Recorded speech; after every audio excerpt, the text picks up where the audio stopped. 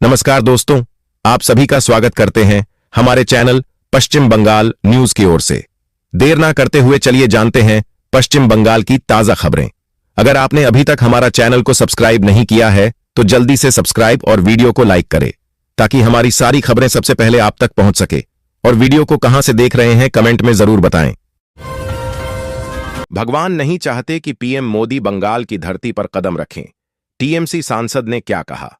प्रधानमंत्री नरेंद्र मोदी शनिवार को घने कोहरे के कारण पश्चिम बंगाल में रैली स्थल पर नहीं पहुंच सके। इसे लेकर तृणमूल कांग्रेस नेता सौगत रॉय ने कहा कि भगवान नहीं चाहते कि वे बंगाल की धरती पर कदम रखें।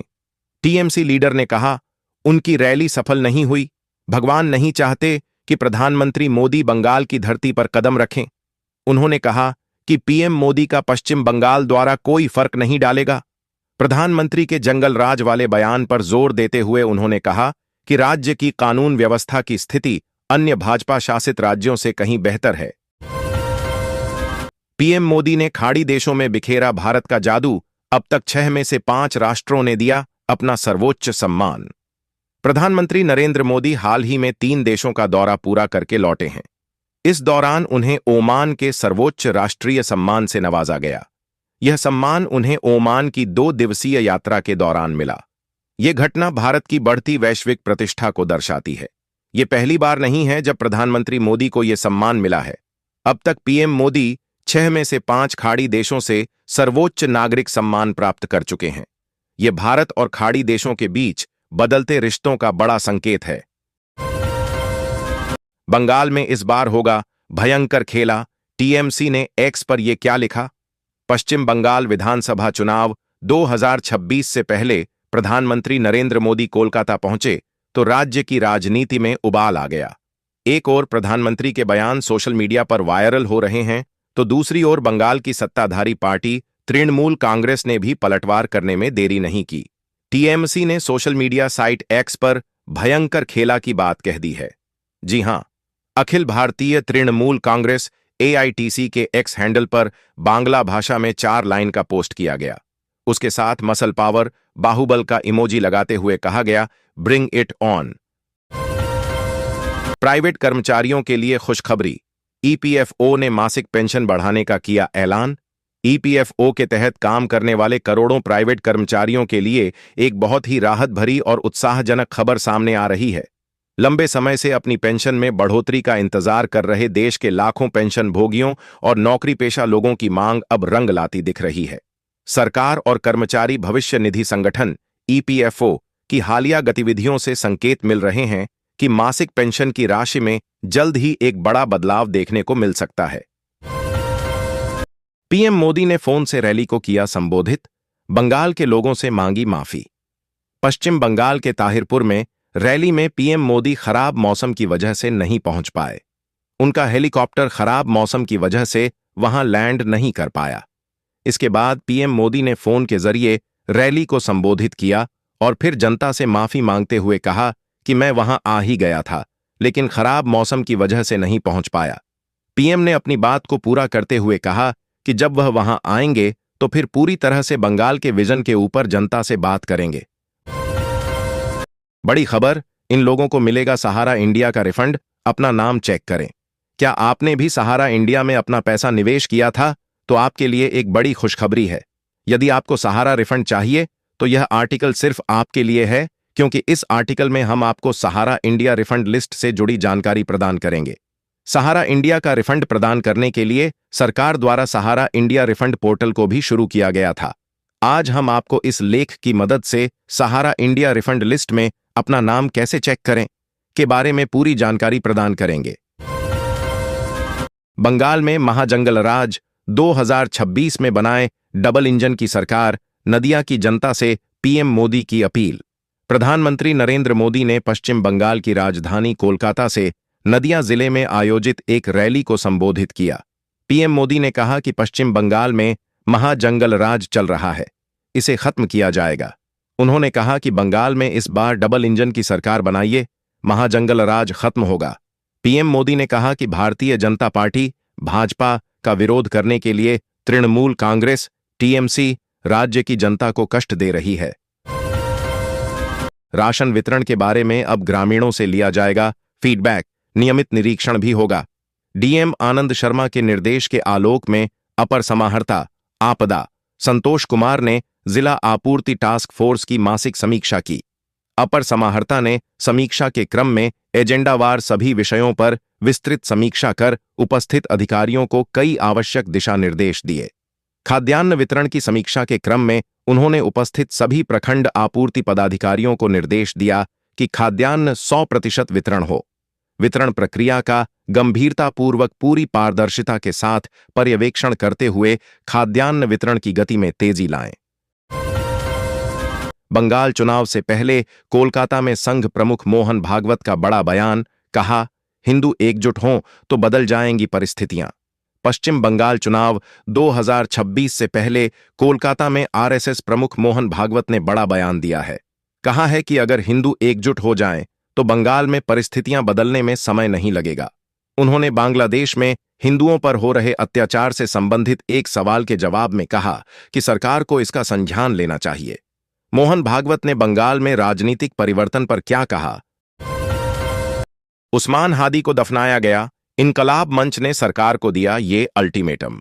बांग्लादेश में इनकलाब मंच के नेता शरीफ उस्मान हादी को शनिवार को ढाका विश्वविद्यालय में देश के राष्ट्र कवि काजी नजरुल इस्लाम की कब्र के पास दफनाया गया। जनाजे की नमाज के दौरान बांग्लादेश की अंतरिम सरकार के मुखिया मोहम्मद यूनुस समेत राजनीतिक दलों के नेता और हादी के समर्थकों की भारी भीड़ जुटी। हादी का शव शुक्रवार शाम सिंगापुर से ढाका लाया गया था। इनकलाब मंच ने हादी के हथियारों को पकड़ने के लिए सरकार को 24 घंटे का अल्टीमेटम दिया है। एचडीएफसी बैंक में बिना परीक्षा घर बैठे युवाओं को 35,600 रुपये सैलरी वाला काम, 7 फ्री लैपटॉप, आवेदन शुरू। युवाओं, महिलाओं और फ्रेशर्स के लिए एक आकर्षक अवसर के रूप में सामने आ रही है, जिसमें बैंकिंग सेक्टर से जुड़े डिजिटल और सपोर्ट कार्य घर बैठे करने की बात कही जा रही है। इस वर्क फ्रॉम होम अवसर के तहत उम्मीदवारों को हर महीने लगभग 18,000 से 35,600 रुपये तक की सैलरी मिलने की जानकारी दी जा रही है।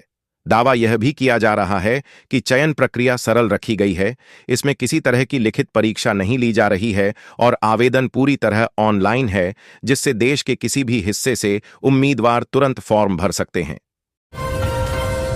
पीएम नहीं आए तो गवर्नर ने की परियोजनाओं की शुरुआत। राज्यपाल सीवी आनंद बोस ने शनिवार को राज्य में आर्थिक गतिविधियों और पर्यटन को बढ़ावा देने के उद्देश्य से यहां 3,200 करोड़ रुपए की राष्ट्रीय राजमार्ग परियोजनाओं की शुरुआत की।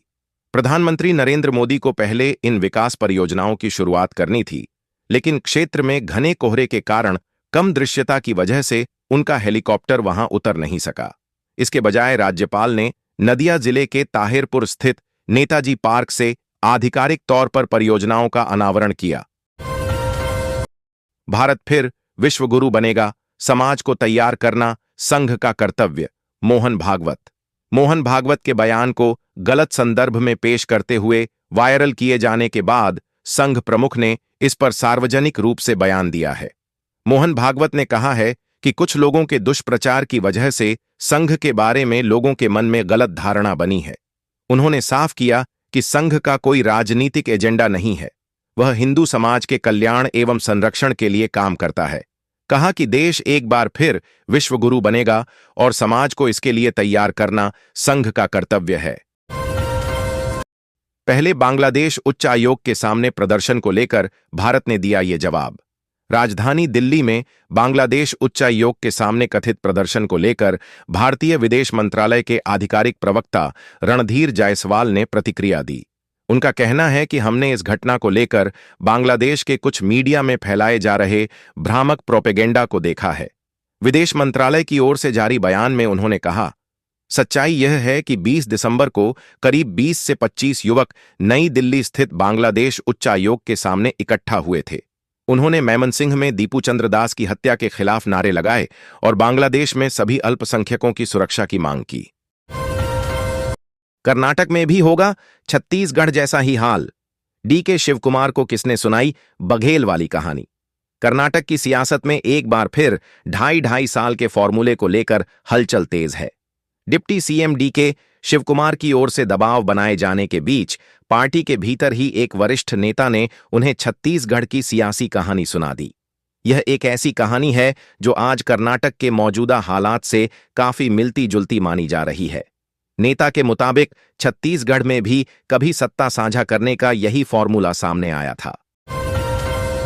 बिहार ने दिखाया कि जंगल राज नहीं चाहिए, अब बंगाल में महाजंगल राज से मुक्ति का समय। पीएम मोदी। प्रधानमंत्री नरेंद्र मोदी ने पश्चिम बंगाल में तृणमूल कांग्रेस की सरकार पर जमकर हमला बोला। कोलकाता से फोन के जरिए उन्होंने नदिया जिले के ताहिरपुर में विशाल जनसभा को संबोधित किया। रैली स्थल पर घने कोहरे के कारण प्रधानमंत्री का हेलीकॉप्टर वहां बने अस्थायी हेलीपैड पर नहीं उतर सका, जिसके बाद उन्हें कोलकाता हवाई अड्डे वापस लौटना पड़ा। पीएम मोदी ने शनिवार शाम को एक्स पर पोस्ट करके कहा, कुछ अन्य मुद्दे भी थे जिन्हें मैं उठाता, लेकिन मौसम की वजह से व्यक्तिगत रूप से रैली में शामिल नहीं हो सका। सिर्फ कटमनी व कमीशन वसूलने में लगी है तृणमूल सरकार। पीएम मोदी। प्रधानमंत्री नरेंद्र मोदी ने शनिवार को कोलकाता एयरपोर्ट से नदिया जिले के राणाघाट में आयोजित कार्यक्रम को फोन से वर्चुअली संबोधित किया। मोदी ने कहा, ऐसा नहीं है कि बंगाल के विकास के लिए पैसों की कमी है, लेकिन यहां की सरकार सिर्फ कट और कमीशन में लगी रहती है। पीएम ने कहा, आज भी बंगाल में हजारों करोड़ के प्रोजेक्ट अटके हुए हैं। मैं बंगाल की जनता के सामने अपनी पीड़ा रखना चाहता हूं। तृणमूल को मोदी का विरोध करना है तो करे, 100 बार करे, 1000 बार करे, लेकिन मैं यह नहीं समझ पा रहा हूं कि बंगाल के विकास को क्यों रोका जा रहा है। पुरुलिया में विकास पांचाली बनाम चार्जशीट, तृणमूल भाजपा आमने सामने। जिले में बूथ बूथ जाकर राज्य सरकार की कल्याणकारी योजनाओं के तहत किए गए काम के रिपोर्ट कार्ड के साथ उन्नयनेर विकास पंचाली के माध्यम से प्रचार अभियान तेज हो गया है। तृणमूल कांग्रेस के नेता व कार्यकर्ता टैबलो के जरिए योजनाओं और विकास कार्यों की जानकारी लोगों तक पहुंचा रहे हैं। इसके जवाब में भाजपा ने अविकास का आरोप लगाते हुए चार्जशीट पेश करने की मुहिम छेड़ दी है। इसकी शुरुआत तृणमूल के कब्जे में रहे अयोध्या पहाड़ यानी बाघमुंडी विधानसभा क्षेत्र से की है।